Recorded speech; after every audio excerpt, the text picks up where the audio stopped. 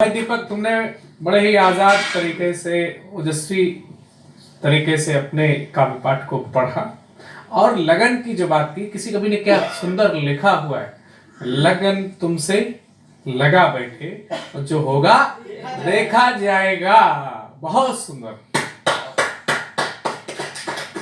तो जिस तरीके से युग परिवर्तित होते रहते हैं, सतमुला कवियों की चौपाल में कवि परिवर्तित होते रहते हैं, और उस परिवर्तित कवि के रूप में हमारे बीच में रायबरेली से एक ऐसा युवा कवि हमारे सामने आ रहा है जिसका नाम है शिवांशु ओजस्वी। आइए जोरदार तालियों से उसका स्वागत करते हैं। बहुत बहुत धन्यवाद।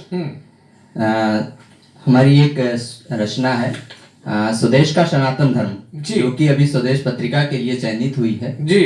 तो मैं उसी का काव्य पाठ करना चाहूंगा। कुछ शब्दों में मैं बताने की कोशिश करूंगा कि सनातन धर्म आखिर है क्या।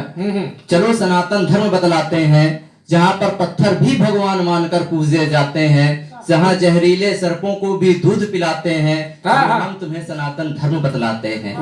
जहाँ पर वट की पूजा कर सती सावित्री अपने पति की प्राण बचाती हैं, यहाँ मर्यादित श्री राम पितर की आज्ञा से वनवास चले जाते हैं। चलो हम तुम्हें सनातन धर्म बतलाते हैं। जहाँ सूर्य चंद्रमा जल अग्नि आदि को हम देवता कहकर बुलाते हैं, जहाँ हर मानव को मानवता का पाठ पढ़ाते हैं, चलो हम तुम्हें सनातन धर्म बतलाते हैं। चलो हम तुम्हें सनातन धर्म सिखलाते हैं। बहुत सुंदर। जहाँ सागर की लहरों पर राम नाम का पत्थर भी तैराया जाता हो, जहाँ पर धरती को भी माँ कहकर बुलाया जाता हो, बहुत सुंदर। हम ऐसे सनातनी धर्म में आते हैं, इसलिए विश्व गुरु कहलाते हैं। चलो हम तुम्हें सनातन धर्म बतलाते हैं, चलो हम तुम्हें सनातन धर्म सिखलाते हैं। बहुत सुंदर। बहुत बहुत धन्यवाद।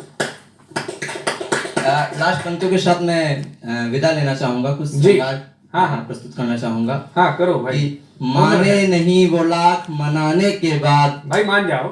मान जाएंगे आप अगर साथ देंगे तो जरूर मान जाएंगे। जी जी। माने नहीं वो लाख मनाने के बाद, रोते रहे दिल लगाने के बाद, कहती थी जान हो मेरी तुम, जान ही चली गई दिल लगाने के बाद। माने नहीं लाख मनाने के बाद, हंसती रही वो दिल दुखाने के बाद, यादें आती रही उसके जाने के बाद, लेकिन वो ना आई दिल दुखाने के बाद। माने नहीं वो लाख मनाने के बाद। बहुत बहुत आभार।